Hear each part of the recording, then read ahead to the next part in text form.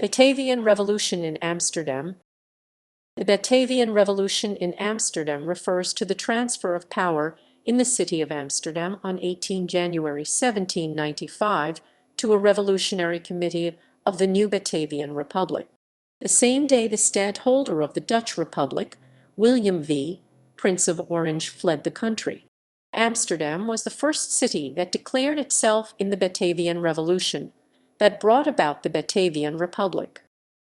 Background: Amsterdam had been a hotbed of patriot revolutionary fervor during the Patriot Revolution of 1785–1787.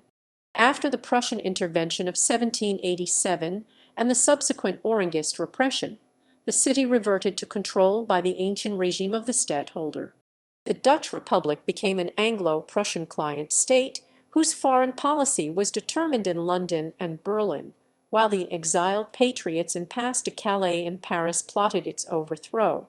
When the revolutionary First French Republic declared war on Great Britain and the Dutch Republic on 1 February 1793, the exiles strongly favored the inclusion of the Dutch territory.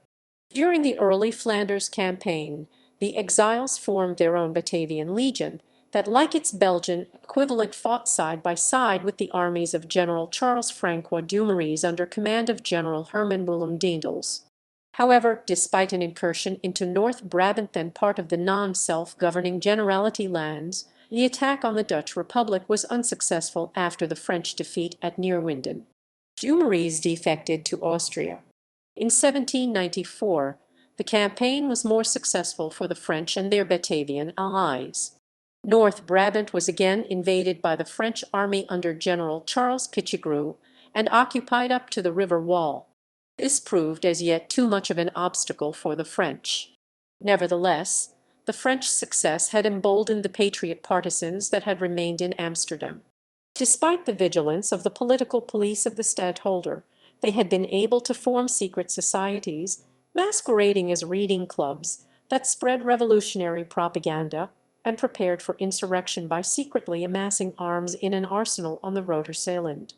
Ringleaders were Alexander Gogel and Cornelis Rudolphus Theodorus Krayenhoff, the latter acting as military officer of the Amsterdam Revolutionary Committee.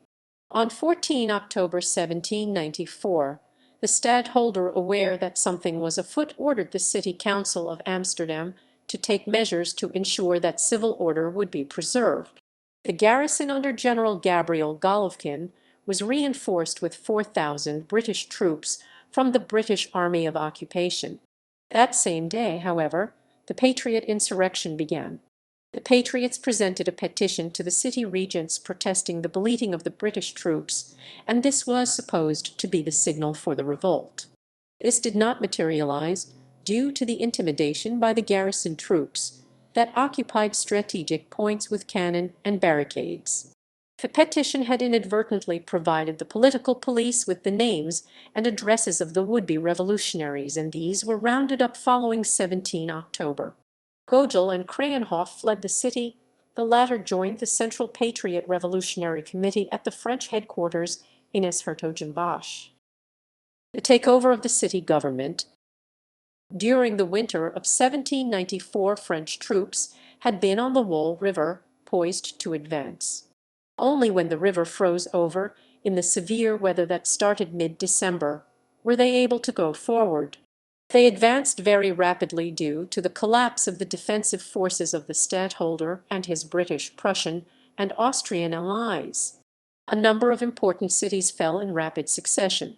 On 16 January 1795, General Joseph Sauhem accepted the surrender of the city of Utrecht after Prussian troops under General Ludwig von Walmoden-Gimborn had evacuated the province of the Say, and the British occupation troops had left the city, taking with them virtually anything that could be moved.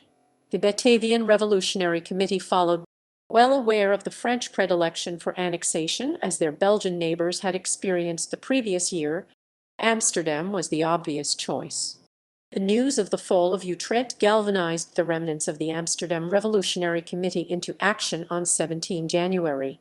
Posters and handbills appeared on every street corner, and rumors started to fly that the revolutionaries would seize power the next day.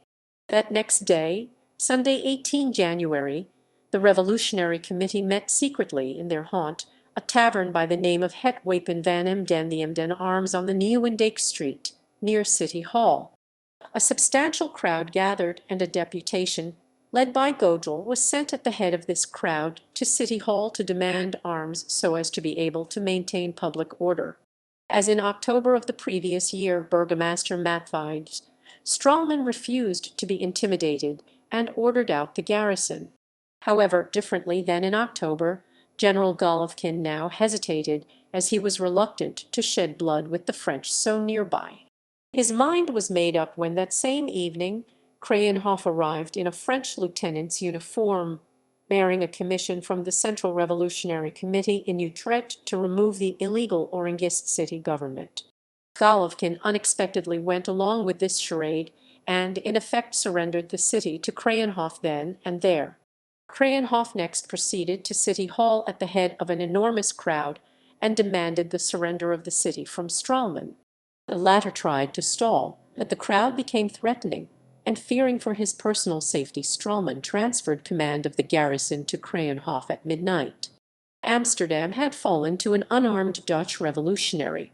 The next morning, 19 January, the Amsterdam Revolutionary Committee, with Rutger Jan Schimmelpenninck as its president, rode in a triumphant procession of carriages to City Hall, where they proceeded to read a proclamation declaring that the incumbent city councillors had forfeited their offices. It also promised democratic elections of a new city government, the first in the history of the city, as previously it had always been governed by an oligarchy in the near future.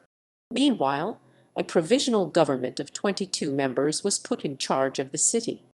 This provisional government had as its first order of business the welcome of the French, who had delayed their advance from Utrecht in happy expectation of the outcome. The first French chasseurs arrived that afternoon to general acclaim. The population had meanwhile erected a liberty tree in Dam Square. Aftermath. The previous night, around midnight of 18 January, stadtholder William V followed his wife Wilhelmina, who had left the previous morning, into exile, boarding a fishing vessel at the Scheveningen beach. Much of the pro-British faction of the city of Amsterdam fled along with the Prince of Orange, so there was very little opposition to the change of power. The British armies made no effort to retake Amsterdam. Instead, they continued retreating towards Bremen, from which they were eventually evacuated in March 1795. The model of the transfer of power in Amsterdam was soon followed in other Dutch cities not yet occupied by the French. Revolutionary committees sprang up left and right, demanding surrender of the ruling city councils to new provisional administrations, and the disarmament of the Orangist civic militias, and their replacement with free corps companies from the days of the 1785 Seventh. In this way Schiedam, Haarlem, and Leeuwarden, to mention a few, experienced peaceful revolutions of their own. Only the Orangist stronghold of The Hague held out. Its Orangist city government sought its own accommodation with the French, and it was only replaced on 26 February. The Amsterdam Revolutionary Committee took the initiative to convene a constituent assembly of representatives of the cities that constituted the constituencies of the states of Holland and West Friesland on 24 January. This resulted in 2 days later in the abolition of those states and their replacement with the provisional representatives of the people of Holland.